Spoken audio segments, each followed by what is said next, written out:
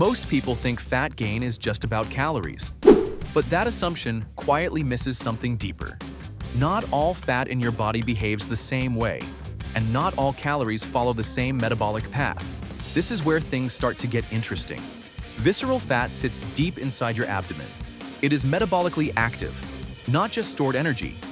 It communicates through inflammatory signals, almost like a system constantly sending alerts. And that changes how your body functions. But here is the part most people overlook. What you eat shapes where fat goes, not just how much fat you store. Saturated fats influence how lipids are handled. This shifts storage toward visceral areas, while other fats behave differently. Same calories, different outcomes. That sounds subtle, but it is not. Because over time, that difference accumulates, like small deposits building into something larger. Now consider fructose. It is processed mainly in the liver, but it bypasses key regulatory steps, and that changes everything. Instead of being tightly controlled, it flows forward, leading to increased fat production in the liver. This process is called de novo lipogenesis, and it directly contributes to visceral fat. It also affects insulin sensitivity, which shifts how your body handles energy. What seems like sugar becomes stored fat, quietly and efficiently. This is where most people get it wrong. They focus only on calories, not pathways, but pathways shape outcomes, and outcomes shape health. So what reverses this process?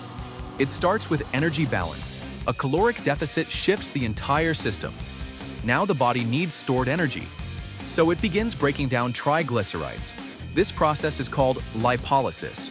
Stored fat becomes usable fuel, including visceral fat.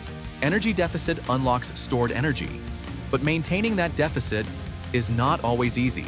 This is where protein changes the equation. Protein increases satiety signals. You naturally feel less hungry without forcing restriction, like feeling full before finishing a meal. That reduces total energy intake and supports fat loss indirectly.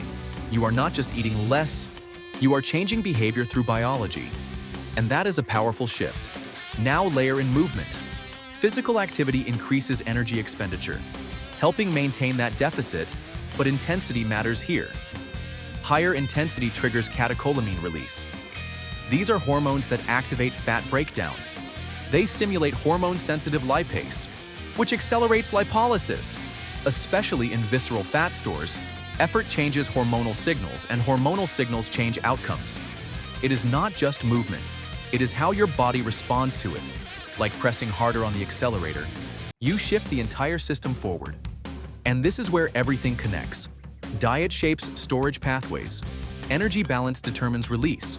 Hormones control access to stored fat, and behavior influences all of it. Fat loss is not a single switch. It is a coordinated system. But here is the clarity moment. Visceral fat is shaped by both quantity and pathway. Not just how much you eat, but how your body processes it. Same intake, different internal outcomes. That distinction changes everything. Because once you see the mechanism, you stop chasing surface solutions and start understanding cause. Awareness becomes your advantage. So the practical shift is simple. Notice not just how much you eat, but how it moves through your body, because that determines what gets stored and what gets released. You now see fat loss as a system, not just a number. You now see metabolic pathways in a way most people never do. While others only notice body fat changes, you understand what creates them. That is exactly what we explore on this channel. Stay curious and take care of your body in ways that truly matter, because the process is silent, but the impact is not.